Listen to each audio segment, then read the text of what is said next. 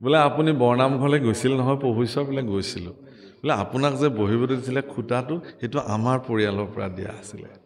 বোলে সেইটো মই নাজানিলোঁ নহয়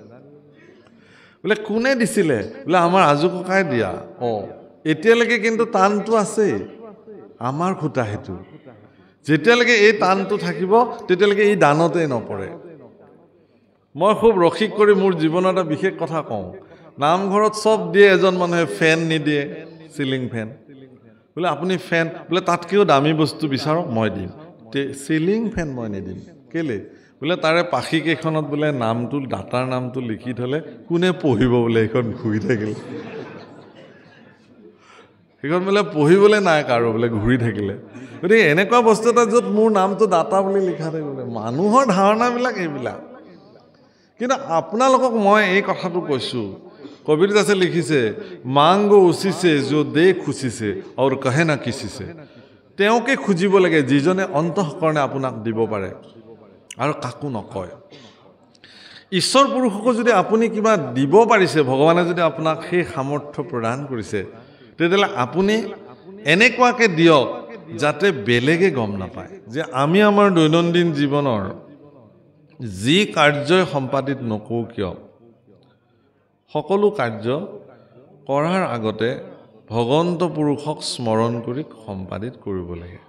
যি ব্যক্তিয়ে তেওঁলোকৰ জীৱনৰ সকলো কৰ্ম ভগৱানক স্মৰণ কৰি সম্পাদিত কৰে সেই কাৰ্য অসিদ্ধি হোৱাৰ কোনো প্ৰশ্নই নুঠে ভগৱানত সমৰ্পিত সকলো কৰ্মই আপোনাৰ জীৱনত সিদ্ধি হ'ব তেনে সৎকৰ্ম সকলো ঈশ্বৰক সমৰ্পিত কৰি কৰিব লাগে ইয়াত সেইকাৰণে আকৌ ডাঙৰ কথা কৈছে দশম মহাভাগৱত কথা দশম স্কন্ধৰ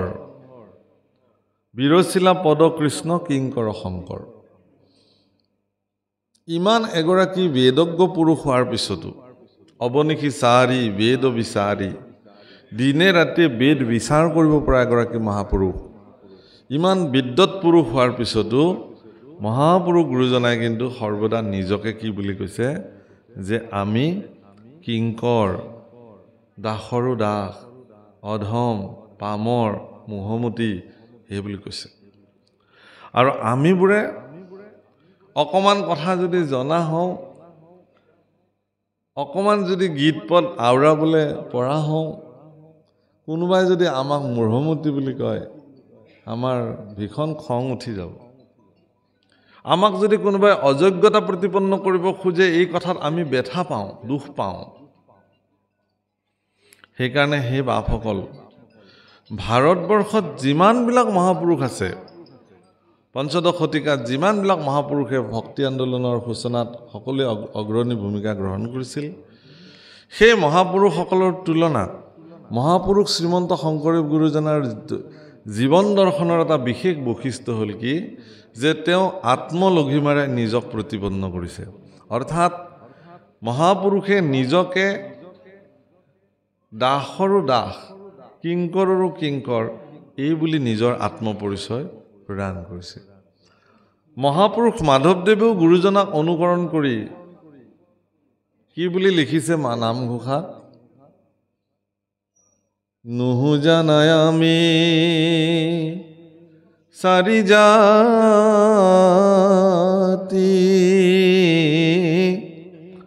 চাৰিও আশ্ৰমী নোহোৱাতি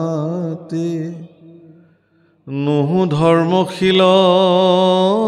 দানব্ৰ তীৰ্থগামী কিন্তু পূৰ্ণানন্দ সমুদ্ৰৰ গোপী ভৰ্তাপদ কমলৰ দাসৰো দাস তান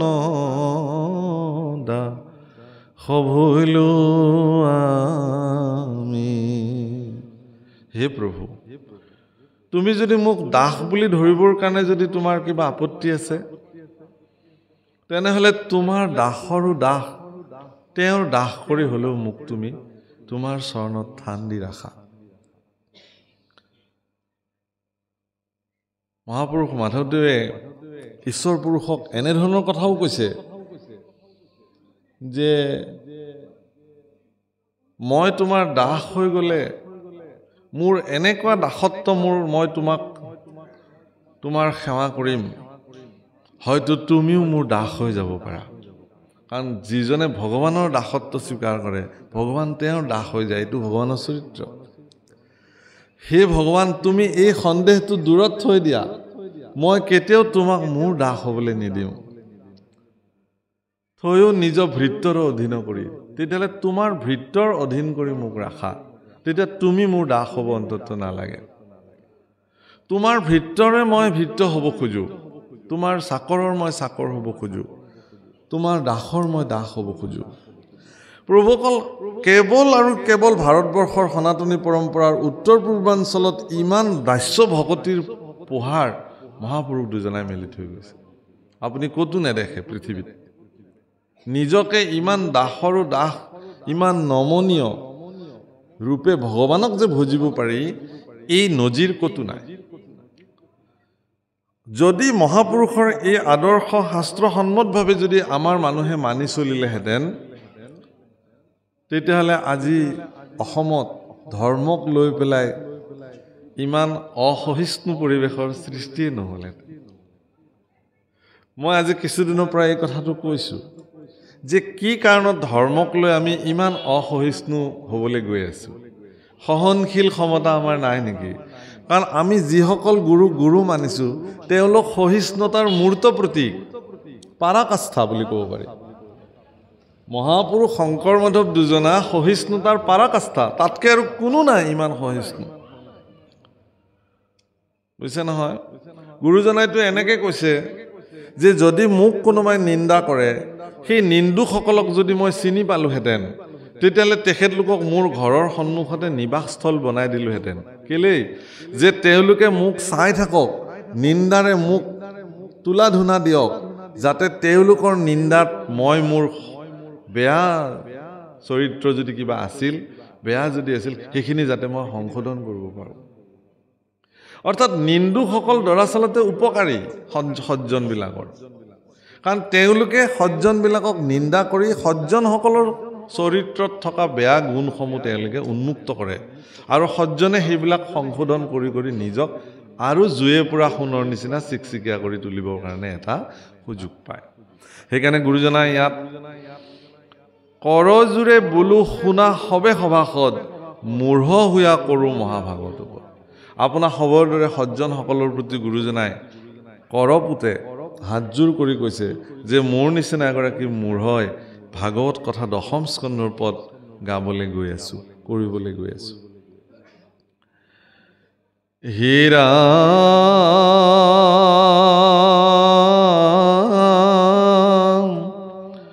কৰজোৰে বোলো শুনা সবে সভাসদ, মূঢ় হুয়া কৰোঁ মহাভাগৱত পদ। ৰাম আমাৰ পদত কেহু নধৰিবা দুখ, কৃষ্ণ কথা শুনি কৰা চিত্তক সন্তোষ।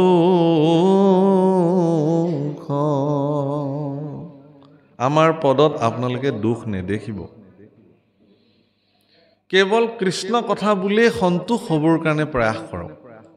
বাপসকল, কোনে ভাগৱত পঢ়িছে,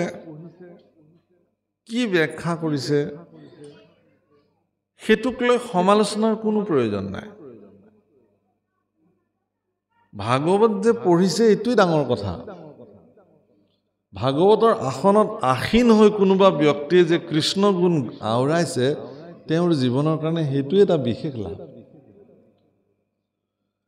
অনেক যত্ন কৰিও জীৱনত কোটি কোটি টকা উপাৰ্জন কৰিব পাৰে কোনোবাই, পৃথিৱীৰ সৰ্বোচ্চ সন্মানত কোনোবা ব্যক্তি গৈ অধিষ্ঠিত হ'ব পাৰে, কিন্তু তেওঁ ইচ্ছা কৰিলেই ভাগৱতৰ আসনত তেওঁ আসীন হ'ব নোৱাৰে। এগৰাকী ব্যক্তি ভাগৱতৰ আসনত আসীন হ'বলৈ হ'লে ঈশ্বৰ পুৰুষে তেওঁক প্ৰথমতে নিৰ্ণয় কৰি ল'ব লাগিব মই তোমাৰ শ্ৰীমুখে মোৰ গুণ শুনিম কাৰণ ঈশ্বৰ পুৰুষে ভক্তৰ পৰা একো দ্ৰব্য বস্তু আজিলৈকে বিচৰাৰ কোনো শাস্ত্ৰত উদাহৰণ নাই ভগৱানে এটাই বিচাৰে যে মোৰ গুণখিনি কোনোবাই একান্ত চিত্তে গাওক নিজ যশ গুণ প্ৰিয় হৰি তেওঁৰ নিজৰ যশস্যা ভক্তৰ শ্ৰীমুখে শুনি ভাল পায় আৰু তাৰে তেওঁ মালা গাঁঠি পিন্ধে ভকতে যতে গাৱে গুণনাম ছয় তাৰ মালা গাঁঠিয়া পিন্ধন্ত কৃপাময় ভকতে যিমান ঈশ্বৰৰ গুণ গায় সেই প্ৰত্যেকটো গুণেই তেওঁ মালা হিচাপে পুষ্পমালা হিচাপে পঞ্চবৰ্ণৰ বনমালা তেওঁ ডিঙিত পৰিধান কৰি থাকে শাস্ত্ৰত এটা কথা বৰ্ণন কৰিছে যে ভগৱন্ত পুৰুষে যি পঞ্চবৰ্ণৰ বনমালা পৰিধান কৰে সেই বনমালাধাৰৰ দুটা বিশেষ বৈশিষ্ট্য আছে ঈশ্বৰ পুৰুষৰ ডিঙিত থকা বনমালা ভাগৰ দুটা বিশেষ বিশিষ্টতা কি তাৰে প্ৰথমটোৱে কৈছে যে সেই বনমালা ভাগ কণ্ঠৰ পৰা আপাদ পৰ্যন্ত চৰণলৈকে ওলমি থাকে বাকী কোনো মালা তেওঁতো আৰু অন্যান্য মালা পৰিধান কৰে পৰিধান নকৰে আচলতে মালাবোৰ নিজে ভগৱানৰ ডিঙিত পৰিধিত হৈ থাকে আমি মালা পিন্ধি থাকোঁ ভগৱানে নিপিন্ধে মালাবোৰ গৈ নিজে ভগৱানৰ শৰীৰত অলংকৃত হয় একেবাৰে কৌস্তৱমণিৰ পৰা প্ৰাৰম্ভ কৰি সাতখৰি হেমহাৰ বৈজন্তীমালা গজমুক্তাহাৰ ইত্যাদি তেওঁ পৰিধান কৰিছে তাৰ ভিতৰত বনমালা কণ্ঠৰ পৰা চৰণ পৰ্যন্ত আৰু দ্বিতীয় বৈশিষ্ট্য কি যে এই মালাধাৰৰ ফুলসমূহ এনেকুৱা সতেজ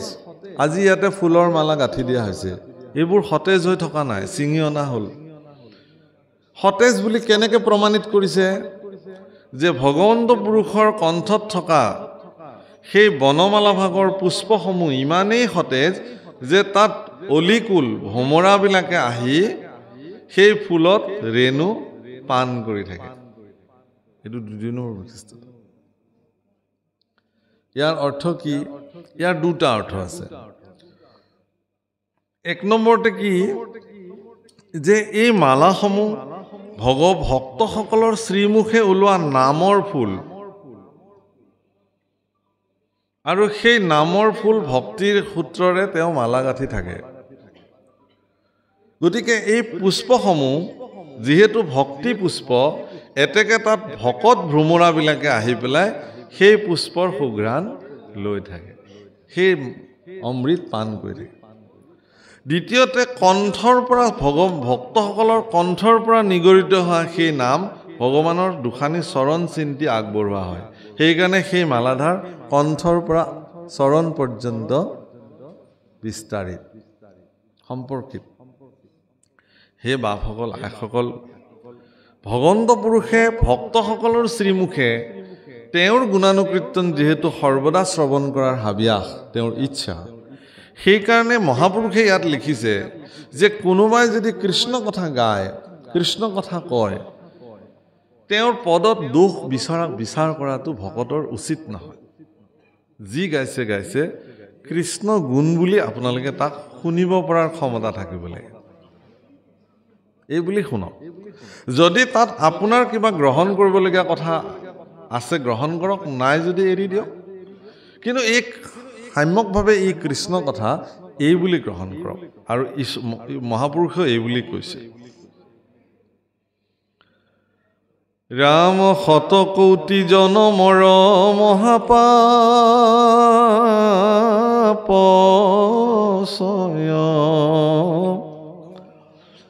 যিটো মনুষ্যৰ নিৰন্তৰে ভৈলাক্ষয়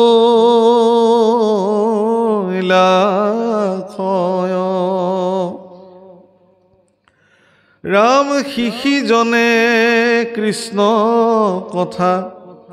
শুনিবা পাৰে পাপীৰ কাণত পাপে শুচিহে অৱতাৰে শতকোটি জন্ম শতকোটি বুলি ক'লে মানুহে এই যে মানুহ জন্ম প্ৰাপ্তি হৈছো ইয়াৰ পূৰ্বে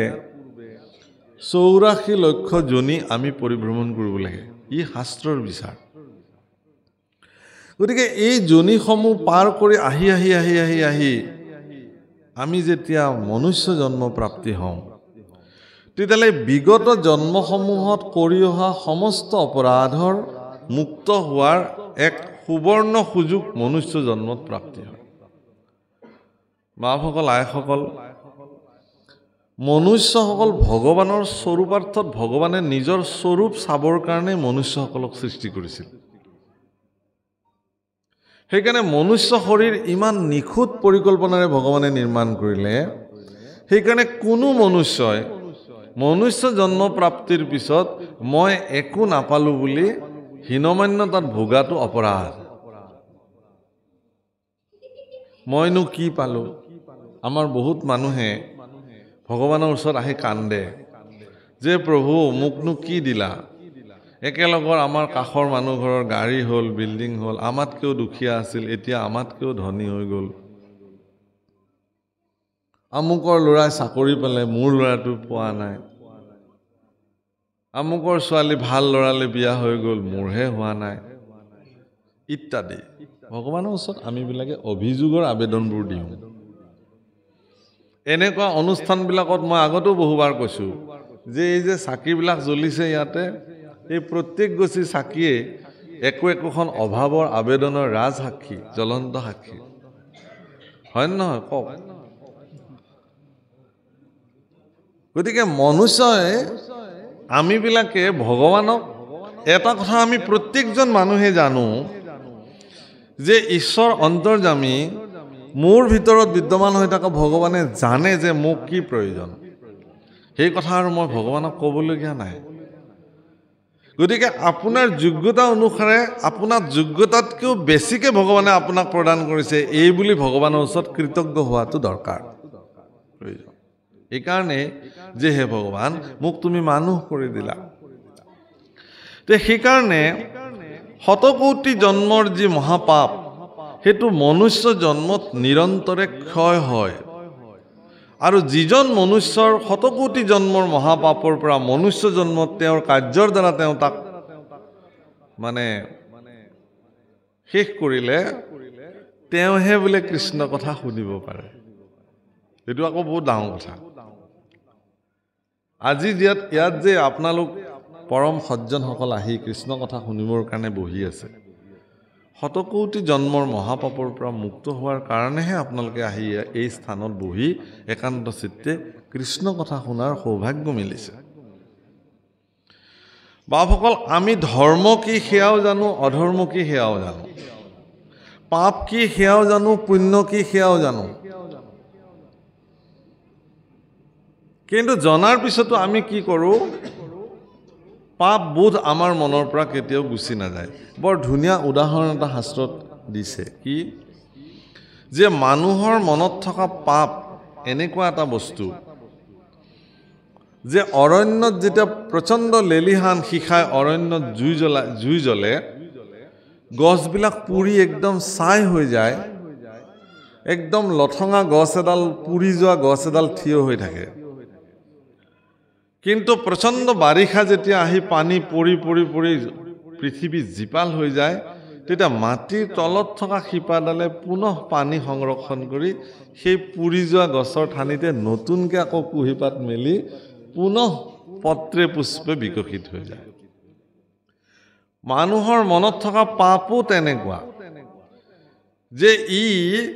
ৰাম নামৰ প্ৰভাৱতে হওক সজ্জনৰ প্ৰভাৱতে হওক তেওঁ যেতিয়া সেই পাপবোধ চিন্তাটো তেওঁৰ পুৰি যায়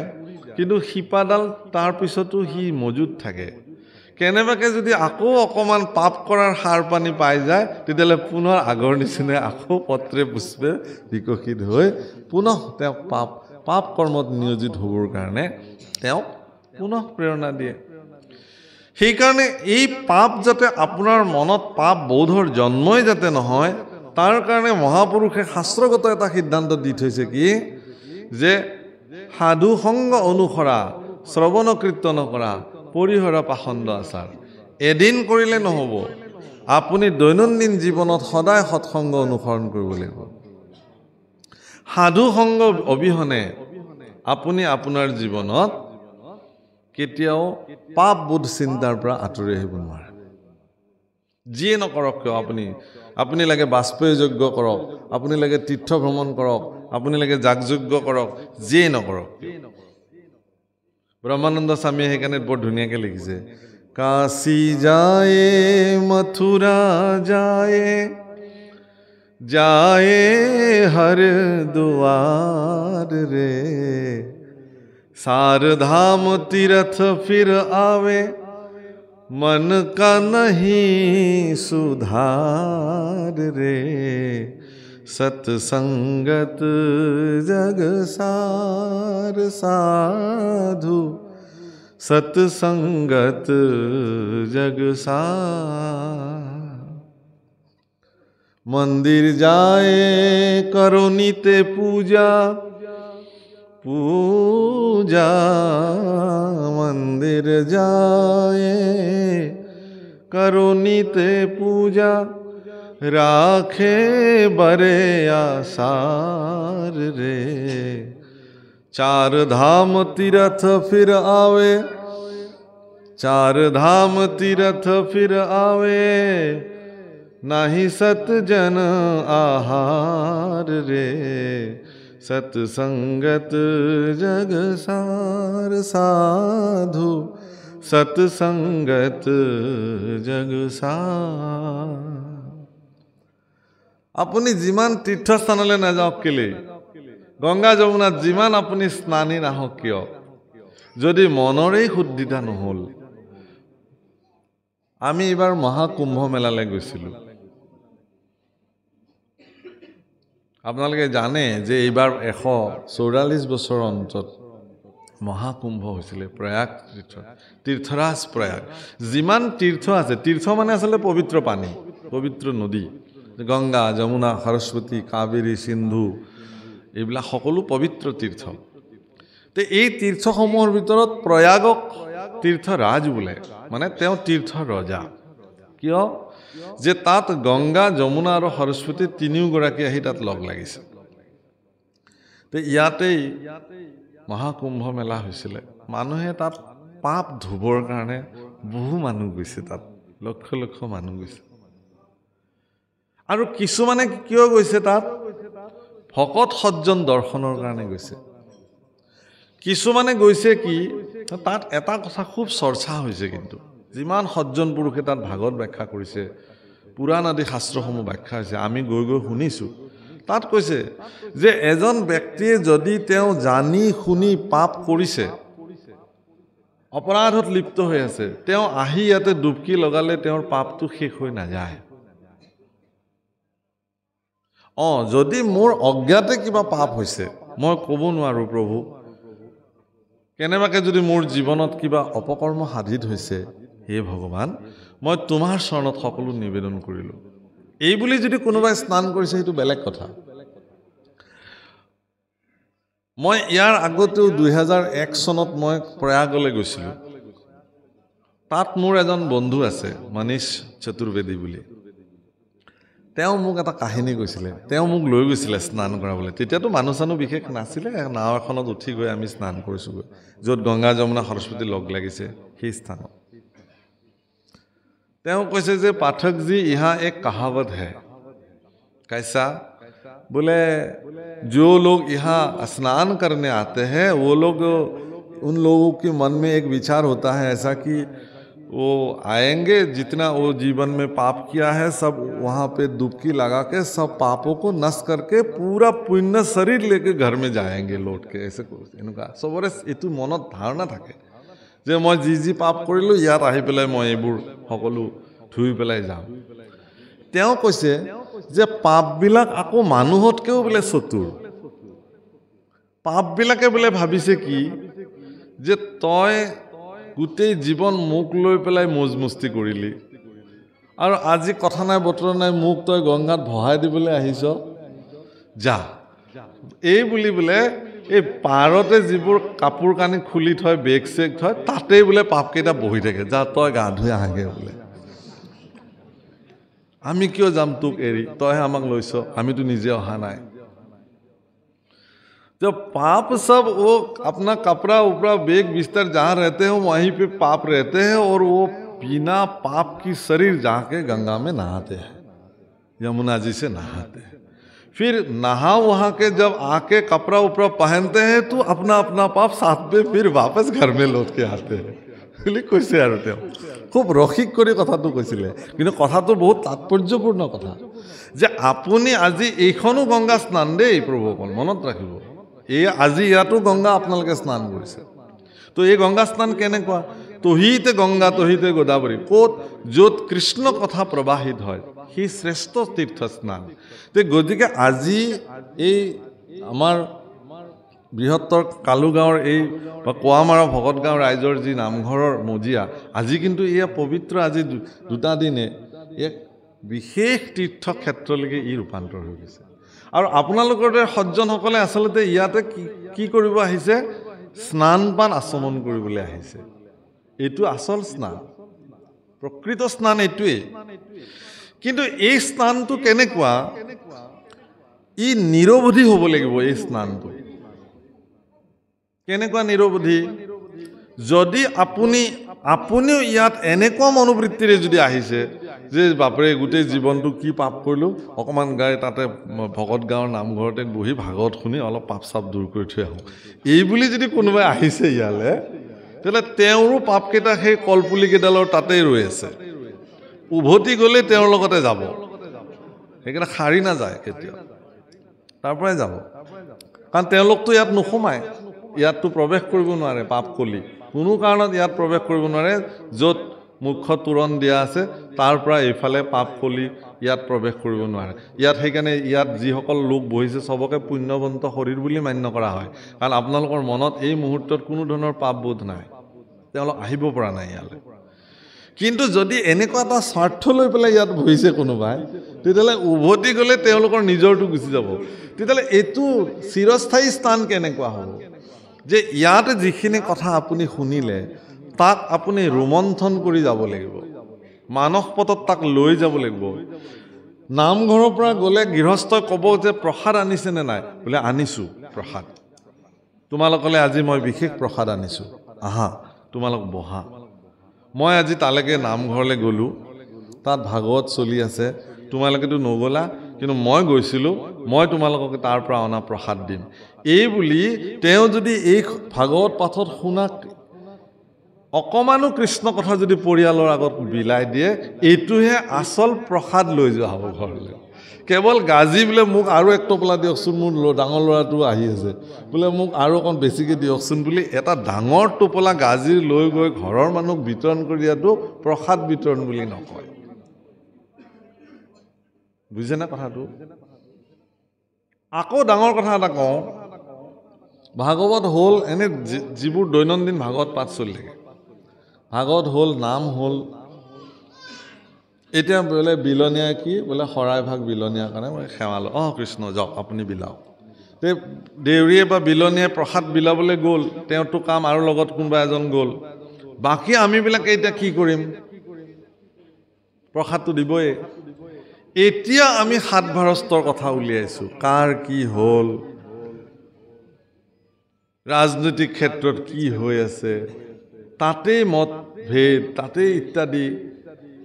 ভগৱন্ত পুৰুষে এটা ডাঙৰ কথা কৈছে যে মোৰ চৰণত যি প্ৰসাদ নিবেদন কৰা হয় নৈবেদ্য দিয়া হয় নৈবেদ্য আচলতে নিবেদন কাৰণে নৈবেদ্য বুলি কয় আজি যি দ্ৰব্য ভগৱানৰ চৰণত ভোগ হিচাপে নিবেদন কৰা হৈছে সেই নিবেদনৰ এটা প্ৰক্ৰিয়া আছে প্ৰভুসকল বোলে আপোনাকে নামটো প্ৰস্তাৱ কৰিলোঁ আপুনি যাওক প্ৰসাদখিনি শৰাইভাগ নিবেদন কৰি আহক তেওঁ গ'ল আৰু শৰাইখন পাতিলে আৰু তাতে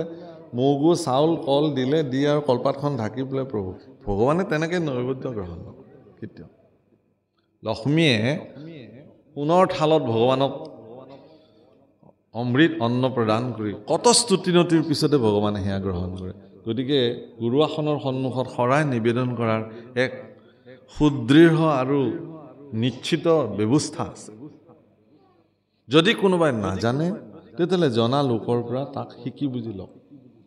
কি ব্যৱস্থাৰ দ্বাৰা প্ৰসাদ নিবেদন নৈবেদ্য নিবেদন কৰিলে ভগৱানে তাক গ্ৰহণ কৰিব শিকি লওক বাৰু যি নহওক সেয়া ভগৱানে এটা কথা কৈছে কি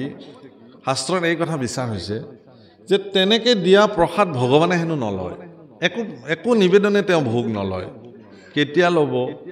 কৈছে যেতিয়া মোৰ ভকতসকলে সেই মোৰ নিবেদন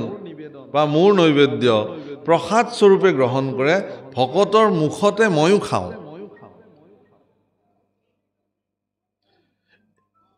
কেতিয়া খাব ভকতে যেতিয়া নাম সামৰি প্ৰসাদ যেতিয়া আহি সন্মুখত নপৰালৈকে সেই ব্যক্তিজনে কোনো কাৰণত তেওঁৰ মস্তিষ্কত নাম ব্যতিৰেকে বেলেগ চিন্তা কৰিব নোৱাৰিব তেওঁৰ শ্ৰীমুখে নাম ব্যতিৰেকে বেলেগ কথা পাতিব নোৱাৰিব কিন্তু যিজন ব্যক্তিয়ে নাম সামৰি পেলাই নামঘৰত বহি 7 বাৰস্তৰ কথা উলিয়ালে কাৰ কি হ'ল কাৰ কি নহ'ল ইত্যাদি তেওঁৰ মুখখন তেতিয়া আৰু নাম মুখ হৈ থাকিল জানো ভগৱানে আকৌ সেইখন মুখত প্ৰসাদ খাব নেকি আপুনি যাৰ কথা কৈ আছিল তেওঁলোকে আহি সেই প্ৰসাদ খাব আপোনাৰ লগত ঈশ্বৰে নাখায় তাৰমানে এই কথাটো এইকাৰণেই কোৱাৰ প্ৰয়োজনীয়তা আছে যে নামঘৰৰ মজিয়া এক এনেকুৱা পবিত্ৰ মজিয়া এই আটাইতকৈ শ্ৰেষ্ঠ তীৰ্থ ইয়াত স্নান পান অৱগাহন কৰিবলৈ হ'লে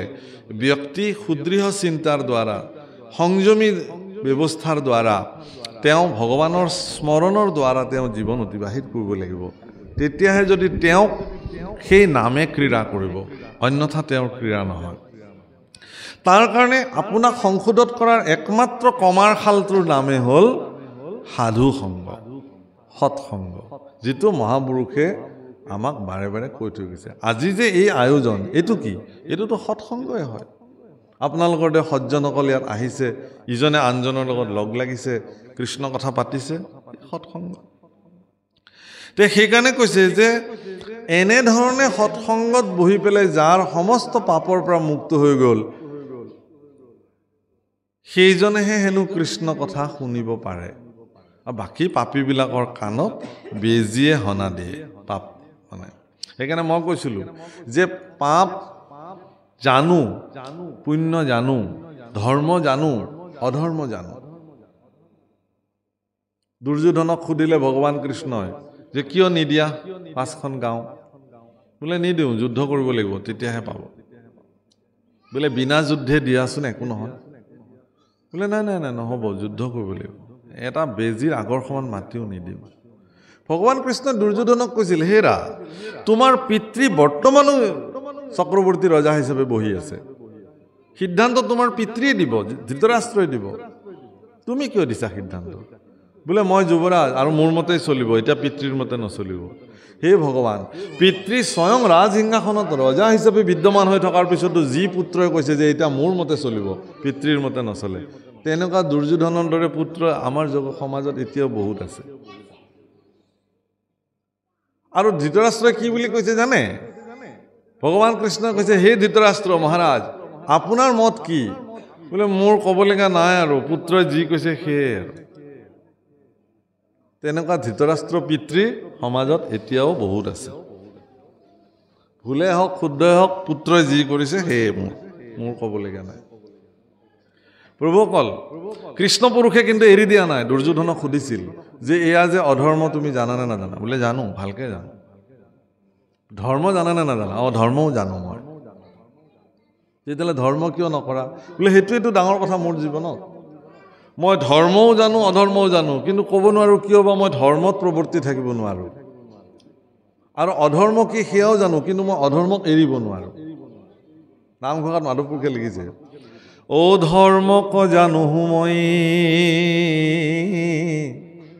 তথাপি প্ৰবৃত্তি নাই অধৰ্মত নিবৃত্তি নহয় মই ধৰ্মক জানো কিন্তু মই তাত প্ৰৱৰ্তি থাকিব নোৱাৰোঁ আৰু অধৰ্ম কি সেয়াও জানো তথাপি তাৰ পৰা মই নিষ্কৃতি পাব নোৱাৰোঁ যদি এই সমস্যাত কোনোবাই ভুগি আছে তেতিয়াহ'লে তেওঁৰ মনুষ্য জীৱন বৃথা সেইকাৰণে ইয়াত কৈছে যে তেনেকুৱা দুদুল্যমান অৱস্থাত থকাতকৈ আপুনি সৎসংগত বহক, কৃষ্ণ কথা শ্ৰৱণ কৰক আৰু মনুষ্য জীৱনক সাৰ্থক কৰক। ইয়াত কৈছে ৰাম হেন জানি সাৱধানে শুনা সবেনৰে,